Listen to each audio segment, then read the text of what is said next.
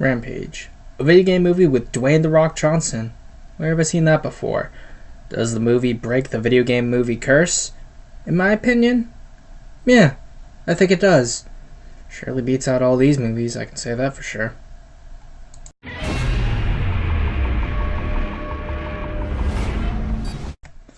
The movie starts off in space, where we find out that a company called Energen has been working on a pathogen, which tampers with a creature's genetic structure.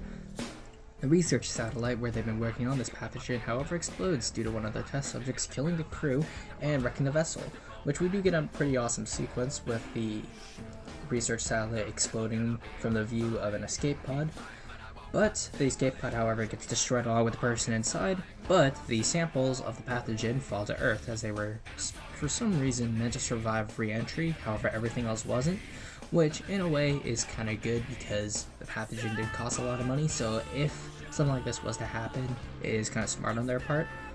But the three samples fall from space into three different preserves, one in a national park in the west, the Everglades, and a zoo. This causes Raph, Lizzie, and our main monkey George to start mutating. And the first act is to focus on George and the Rock's relationship, while a PMC unit is dispatched to find Ralph and kill or capture him. Of course, this goes poorly for the PMCs, and Raph does get to kill pretty much all of them in a pretty good sequence reminiscent of something like Aliens. Of course, not similar, but it's close to it, because it focuses on a lot of claustrophobic views, and there's a lot of cameras. We're seeing these people running. In a way, it's also kind of similar to shots of the Indominus killing the ACU troops from the command center. So overall, I give it props to that. They don't really show much with Lizzie in the first act, as they want to conceal her as the ominous ending threat. But in my opinion, this doesn't really work due to us seeing her in clear view for a lot of the trailers. The second act focuses on George being captured, and we get to meet Negan, along with a scientist who has worked with Energen before. They end up on a plane, where the growing George breaks free and causes the plane to crash as he goes on a rampage, killing a lot of people. The Rock does save Negan, however, and while they crash, Negan decides, oh, I'll be friends with you now, and the scientist, and the Rock become this trio who decide to go to Chicago, as the scientist reveals that the evil corporation had set up a device which causes a high-frequency sound to anger the animals and draw them towards Chicago, where they could capture the animals or kill them, but they would be able to get their DNA, so they could still get the pathogen they're looking for. This does go into an action scene where Raph and George are heading towards the city, and the military tries to stop them. This also goes poorly.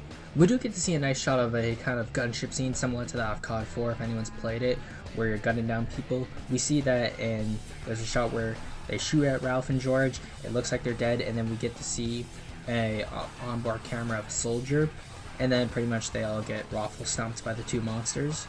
We then get to lead into Chicago, where the military still is trying to stop Ralph and George, and then Lizzie finally appears, and the three of them march towards the Energen Tower.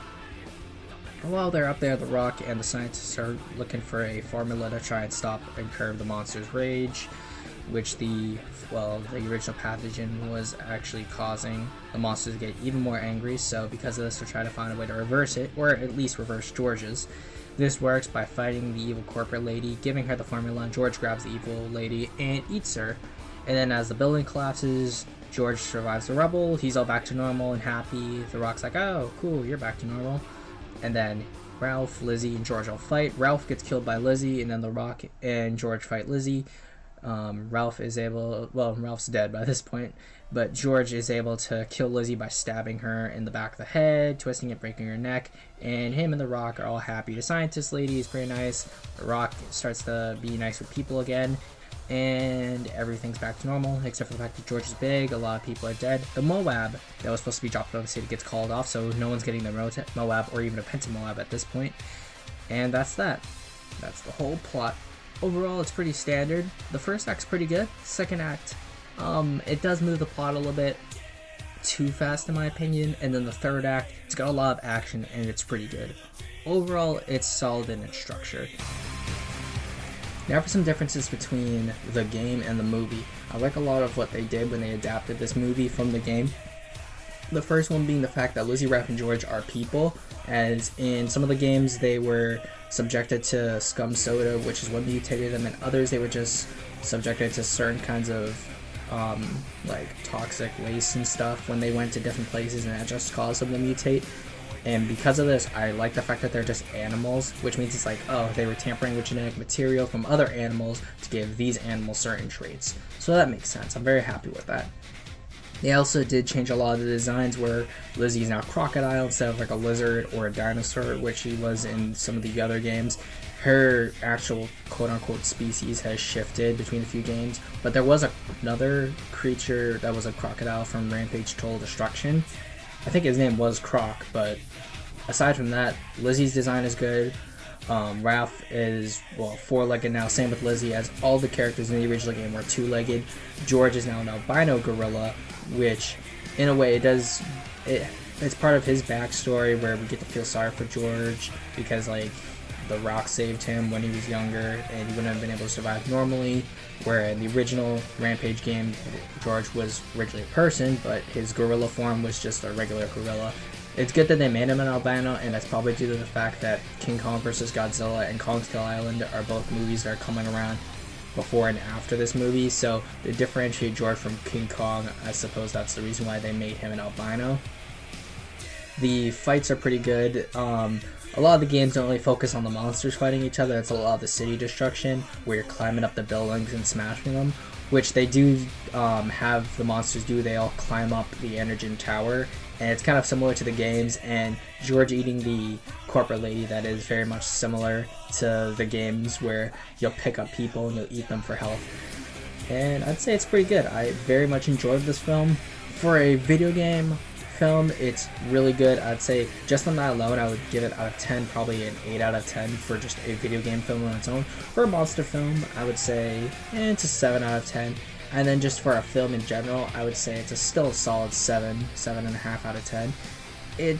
I'd say it's above average, and I'm probably being a little too generous with it, because for a video game movie, it's pretty good, and it's a monster movie, and for its structure, it's pretty good, and there's a lot of things I do enjoy, like the opening sequence is very good. I like its claustrophobic nature, the scenes with Ralph when they're trying to capture him, and a lot of the first-person kind of cameras where we're seeing these soldiers and other people getting killed by the monsters. It does give you a sense of scale with them and how fast they are, because a lot of it's some of it's blurry, some of it you get to see people get dragged off and killed. It's very good. The gunship sequence is very nice. I wish more films did that, where you actually got to see gunships with that sort of whited out view shooting at things like monsters in other films. I wish they did that more. But overall, it's a very good film. I hope you see it. And if anyone's wondering why I did this review before Pacific Rim, I have a lot to do with Pacific Rim, because there's a lot of people who don't like that film and a lot of people who do like the film, and a lot of criticism I want to address because I really enjoyed the film.